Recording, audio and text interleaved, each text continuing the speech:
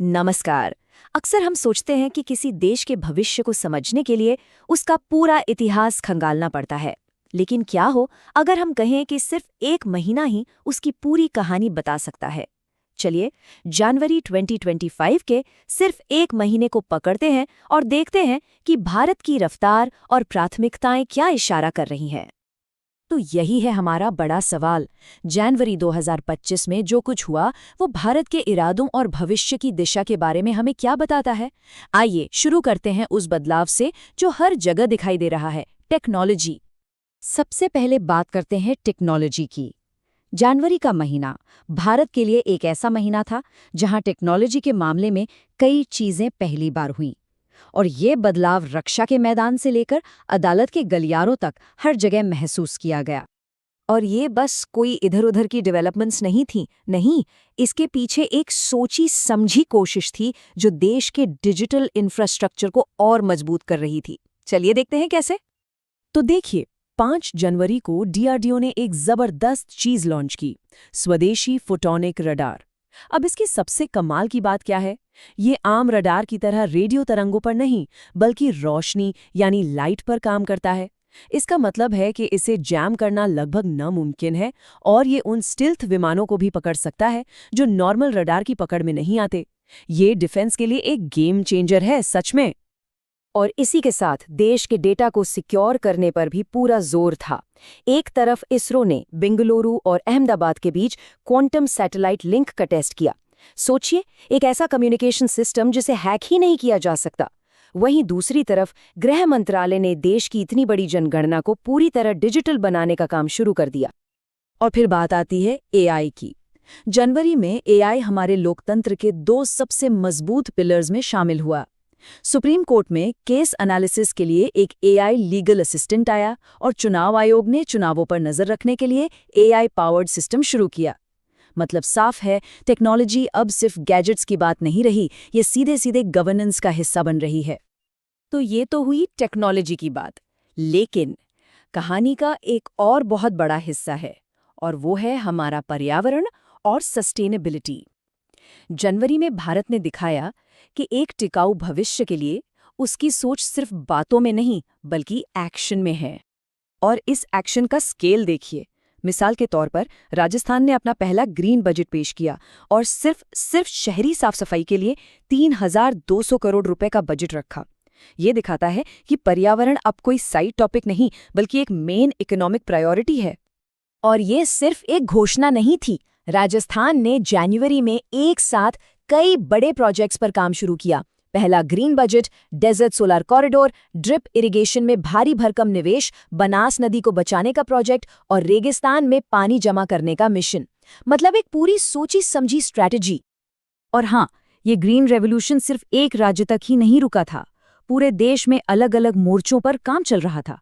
हरियाणा में देश की पहली हाइड्रोजन ट्रेन दौड़ी, तेलंगाना में पानी पर तैरता हुआ एक सोलर पार्क शुरू हुआ और नेशनल लेवल पर कार्बन क्रेडिट एक्सचेंज की शुरुआत हुई। ये तीनों तस्वीरें मिलकर एक बड़ी कहानी कहती हैं। अच्छा, तो हमने टेक्नोलॉजी और सस्टेनेबिलिटी की बात कर ली। अब सवाल यह है कि इन सब का असर आम लोगों पर, रोजमर्रा की गवर्नेंस पर कैसे पड़ रहा है। असली सवाल तो यही है ना, कि ये जो तरक्की हो रही है, क्या ये समाज के हर कोने, हर इंसान तक पहुंच रही है। जनवरी में कुछ ऐसी पहल भी हुई जो सिर्फ टेक और इंफ्रा से कहीं आगे की बात करती हैं। इसका एक बहुत बड़ा और जरूरी उदाहरण था अजमेर में हुआ 10 दिवसीय किन्नर महासम्मेलन। यहाँ फोकस टेक्नोलॉजी पर नहीं बल्कि सामाजिक बराबरी, अधिकारों और रोजगार पर था। ये मॉडर्नाइजेशन का वो चेहरा है जो सबको साथ लेकर चलने की बात करता है। और दूसरी तरफ गवर्नेंस को और पारदर्शी और अकाउंटेबल बनाने की भी कोशिश हुई। राजस्थान में डिजिटल पंचायत डैशबोर्ड लॉन्च किया गया। इसका सीधा सा मकसद है गांव में चल रही विकास योजनाओं पर रियल टाइम में नजर रखना, ताकि काम में तेजी आए और कोई गड़बड़ी ना हो। और ये डिजिटल बदलाव सिर्फ बड़े लेवल पर नहीं हो रहे, ये सीधे सीधे आम नागरिकों और कारोबारियों की जिंदगी को आसान बना रहे हैं। सोचिए, जो एक्सपोर्टर पहले कागजों में उलझे रहते थे, उनके लिए अब सब डिजिटल है। किसानों को एक डिजिटल कार्ड मिल रहा है और मजदूरों का भी एक डिजिटल रिकॉर्ड बन रहा है। ये जमीनी स्तर पर बहुत बड़ा सुधार है।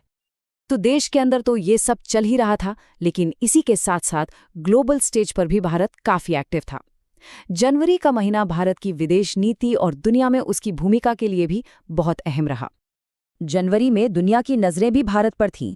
देखिए, एक तरफ इजराइल जैसे स्ट्रैटेजिक पार्टनर के लिए नए राजदूत की नियुक्ति हुई। दूसरी तरफ जब G7 देश फ्रांस ने फिलिस्तीन को मान्यता दी, तो भारत इस मुश्किल डिप्लोमैटिक सिचुएशन को भी नेविगेट कर रहा था। और सबसे बड़ी बात, पेरिस में हुई AI समिट में भारत ने अपना रिस्पॉन्सिबल AI फ्रेमवर्क दुनिया के सामने रखा। ये एक बहुत बड़ा सिग्नल है। भारत अब सिर्फ टेक्नोलॉजी को अपना नहीं रहा, बल्कि दुनिया को ये बता रहा है कि टेक्नोलॉजी को जिम्मेदारी से कैसे इस्तेमाल किया जाए।